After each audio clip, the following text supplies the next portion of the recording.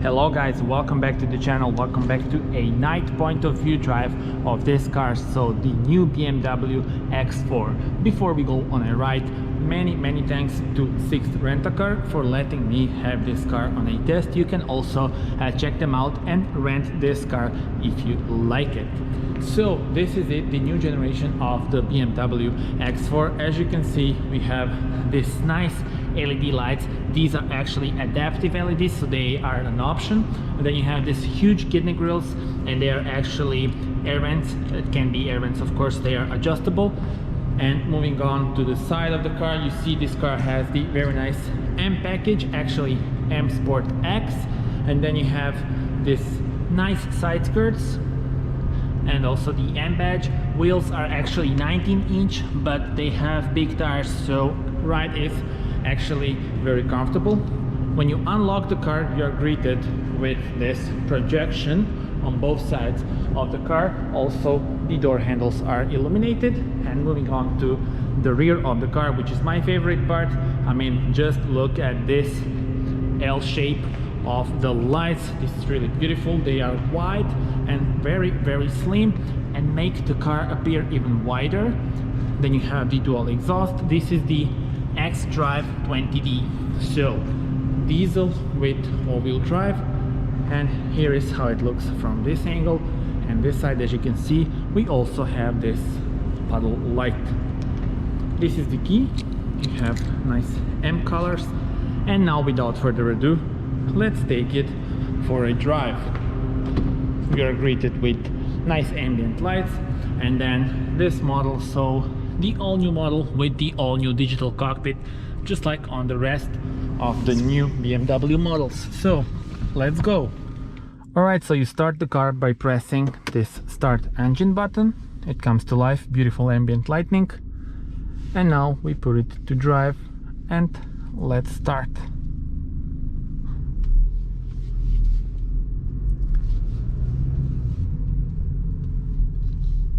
So this car, 20D xDrive, that means it's got the 2-liter diesel engine producing 190 horsepower.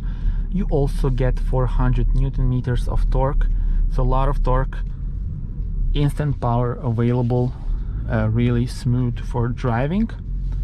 Turning circle is around 12 meters, so not bad. Of course, not the easiest to maneuver through the city. It is 8 centimeters longer than the predecessor. But weight distribution is actually really good. You have the 50% on rear axle and 50% on the front axle. So actually rather nice car to drive. And well, yeah, you see here the top spec. We have the M Sport package also inside. Nice M Sport steering wheel with the digital cockpit. And we have, of course, the rev counter and the speedometer, and inside we have the map. This is also the optional screen, the big one. It's a 10-inch one, and yeah, you have a lot of information here. This is the main screen, and this all looks very nice indeed. We are departing this huge garage. There are always a lot of comments about this, you know, how many floors there are here, but yeah, we are now exiting.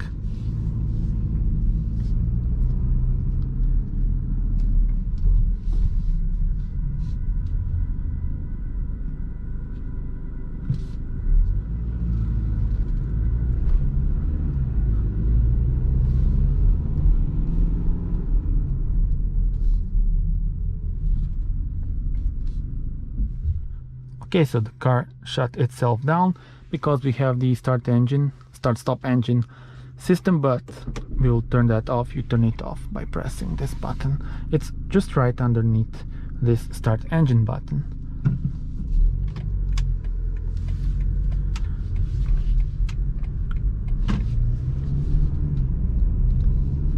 So it's around midnight in my hometown Zagreb, and we're gonna cruise along. I'm gonna show you the features of this car during the night. So I said diesel engine. Let's talk about the figures. It's 8 seconds flat to reach 100. Top speed is 213, so really decent numbers. Of course, you can go for more powerful versions of both diesel and petrol, but I think, you know, this one is enough.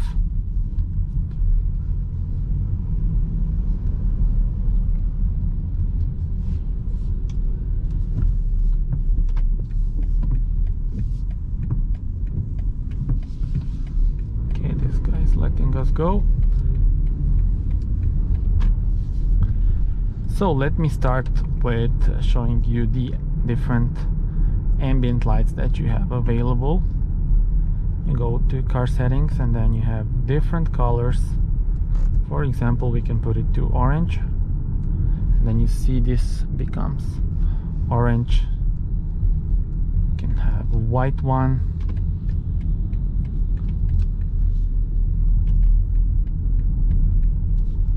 blue one, which is my favorite, and also, for example, green.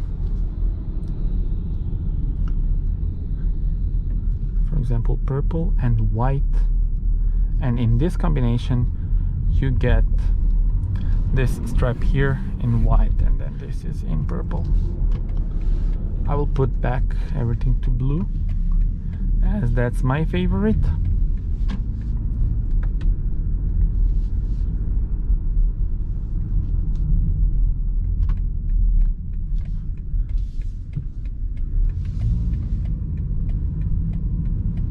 A cool sound of the blinker, it's relaxing.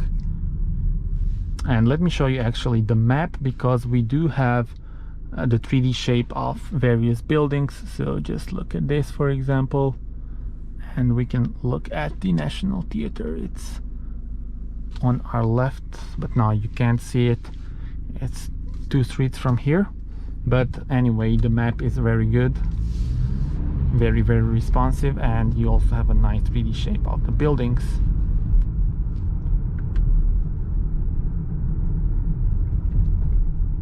Speaking of this digital layout, you can change various you know, things that you can adjust in front of you. We can have this map. You also have the head-up display. Not sure if you can see that one. Can turn on the brightness, maybe you will see it. I don't know if camera is catching it. Usually camera doesn't, you know, show you this, but yeah, it's a rather convenient thing to have, and it's a big one here, so thumb up for that. And then on this instrument cluster that is in front of me, you can have this map view, but you can also turn it off, but I'm not gonna do that. I like this map view.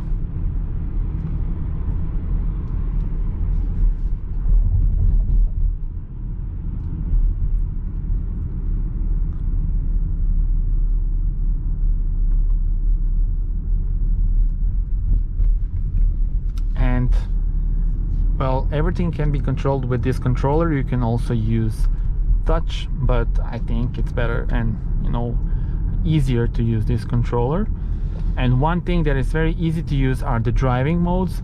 So you have them here, and actually when you change them, then also this digital cockpit changes the color. So for example, if we go to eco mode, you can immediately feel that there's less of a throttle response when you press the eco mode.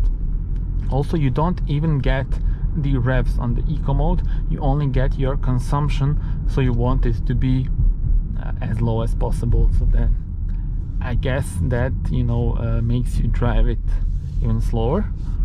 And then if you go to comfort, this is the standard mode, and of course you can go to the sport mode as well, which is up here, and now you have better throttle response and everything just feels sharper.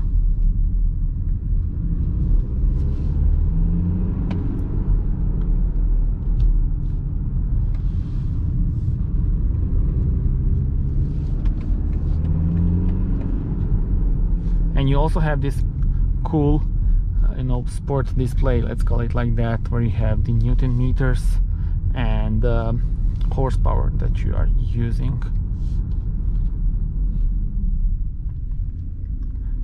Alright, so you see the cathedral in front of us. Let's go to map and let me show you that in a 3D shape. It's here. I don't know if you can see it. Yeah, now you can see it, I think. Really cool. And when you press the driving mode 2 times, and then you get the driving mode but individual one. So let's check this out. So you have the steering, the engine, the transmission, everything can be adjusted to your needs and wishes.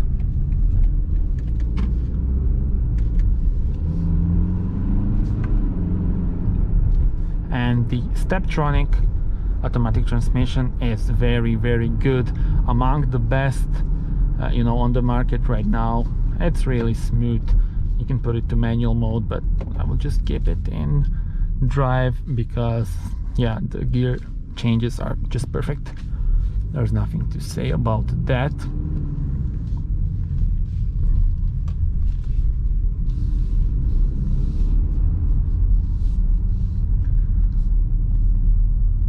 And good thing about BMW is they are focused on the driver.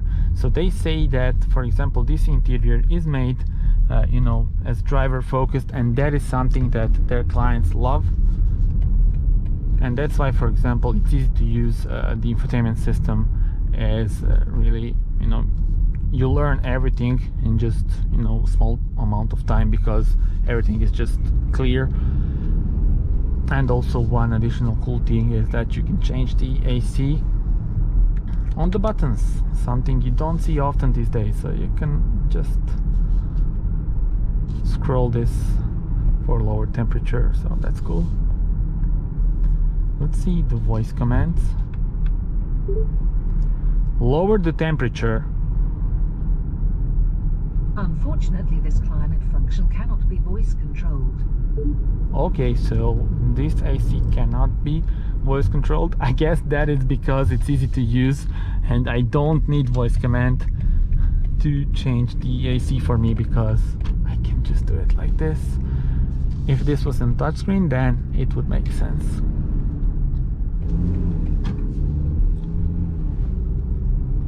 But for example, drive me to London. I found 2 addresses. Which one should I choose? So now it found London, United Kingdom. Unfortunately, we're not gonna go there right now, but you get the point. So voice commands can be useful for something like that. When you press this button that you have on this left lever, then you configure this small section of the screen, and you can configure the things that you want in front of you. For example, now we have the driving mode, have the consumption, or this sport display, which is in my opinion the coolest one, so I will keep it that way. And let me also show you the sport display which you have available. Look at this. So you have the Newton meters and horsepower, and then when you use them you have this red illumination that does look cool. So when you combine the sport display in front of you with this, this is a nice driving layout. And then you can also have the X view. Now actually this is for the terrain, not for the road. I mean, you can use it here. You will have the incline percentage, I believe, and stuff like that. So but yeah, I don't think you will need that on the road. And then you have this energy flow. Even though it's a standard diesel, you have this energy flow layout, kind of cool.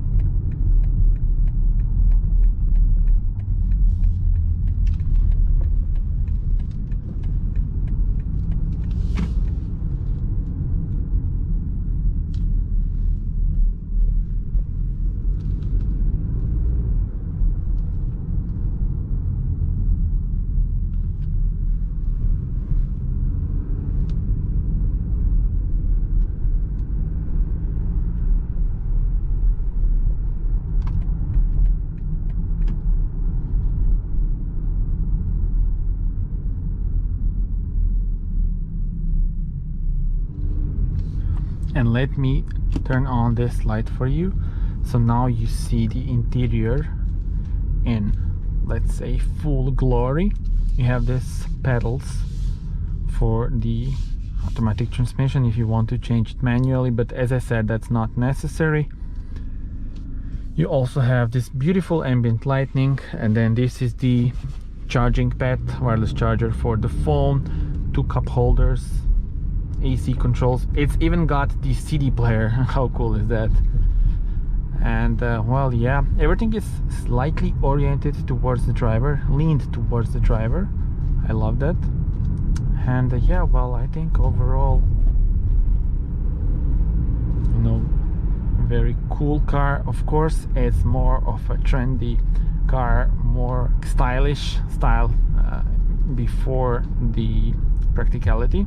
If you want practicality, then you go for the X3, but with this one, you know, it's definitely a stylish car.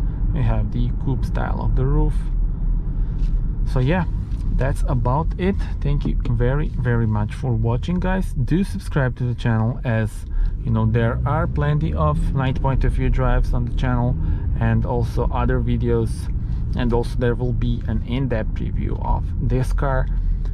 So stay tuned for that, for all the details of the exterior and interior. That is probably already live on the channel, so you can check that out. You can check the point of view drive during the day. Then we will probably also go to the highway. And yeah, well, that's it. Thank you very much for watching. Subscribe and see you on the next one. Bye bye.